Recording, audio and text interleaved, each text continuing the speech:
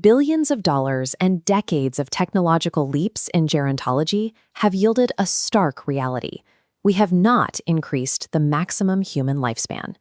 The dominant biological framework for treating aging has hit a wall. This stagnation stems from an entrenched medical assumption. Researchers largely treat biological aging as a process of progressive physiological breakdown, a localized, cumulative wear and tear on our cells. This raises a critical question. Is the persistent failure to extend life a temporary technological hurdle, or is the cumulative damage model itself built on a flawed foundation? Evolutionary biology points toward a different driver, a timed lapse in an organism's ability to adapt, triggered by the shifting intensity of natural selection over the course of a life.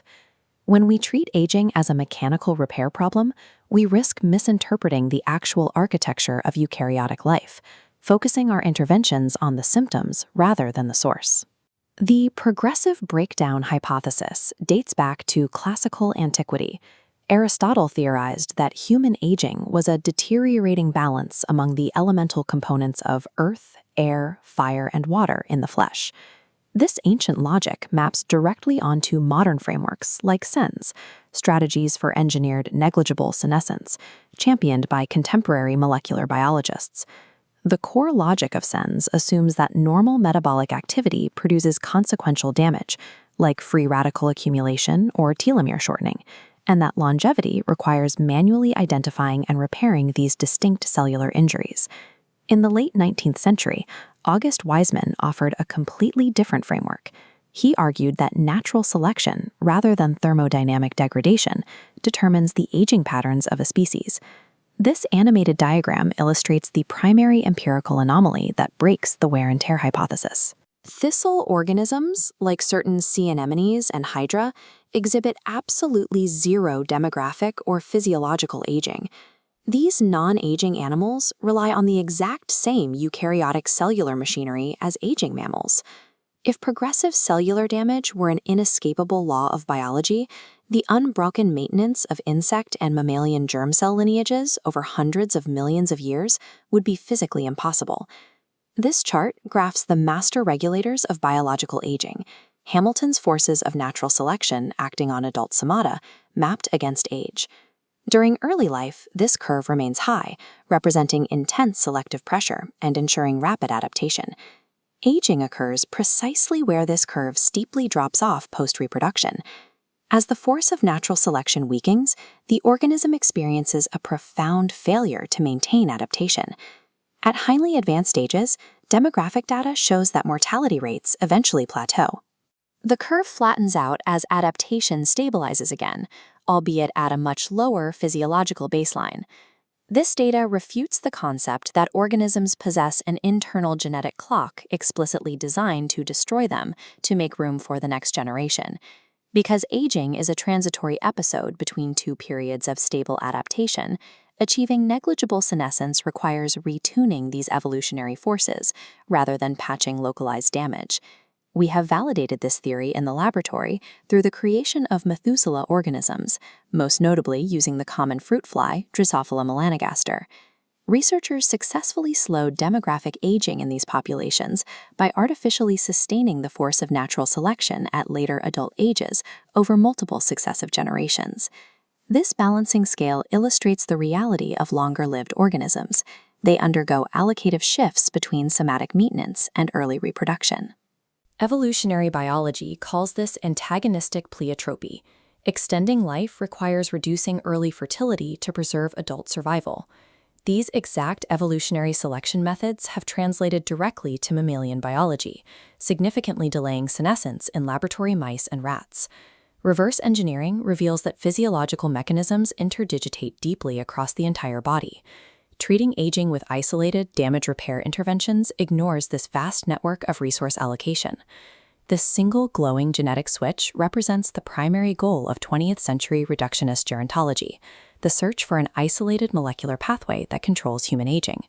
But unbiased genomic tools, specifically evolve and sequence, or pool-seq data, allow us to map the precise genetic changes inside our Methuselah populations. This pool-seq data shatters the single pathway model. The genetic architecture involves hundreds of distinct loci connected by transcriptomic lines. Altering a single node in this web sends cascading, unpredictable ripple effects across the entire organism. Genome-wide association studies, or GWAS, confirm this extreme polygenic complexity for almost all human traits, including baseline variables like height. Reductionism works perfectly for disorders like sickle cell anemia, where a single gene polymorphism is the sole biological culprit. However, manually tinkering with hundreds of normal, intersecting physiological processes to prevent specific types of damage without triggering catastrophic side effects is mathematically unfeasible. At the genomic frontier, reductionism is an unrepresentative special case. Any anti-aging drug targeting a single pathway to stop human aging is destined to fail. If biological aging is a polygenic network involving thousands of interrelated genomic sites, human engineers face a massive computational barrier. AI structures this biological chaos into a stable data matrix. It is the only analytical tool capable of processing biological variables at this massive scale. These systems must synthesize massive transcriptomic and metabolomic arrays, identifying the phenomenological patterns hidden within the noise of the aging network. Researchers are currently deploying these models to develop entirely new classes of pharmaceuticals, drugs designed to modulate entire genetic networks simultaneously, rather than targeting isolated reductionist mechanisms. Human cognition cannot calculate the pleiotropic effects of hundreds of genes at once. Integrating AI with massive genomic datasets is the absolute prerequisite for achieving engineered senescence. Deep AI penetration of human aging genomics will take years to fully mature. We need immediate, actionable interventions to delay senescence today. This three-pillar architecture outlines bridging strategies derived from sense. The second pillar relies on macro repair, utilizing conventional physical medicine, like joint replacements, to maintain function.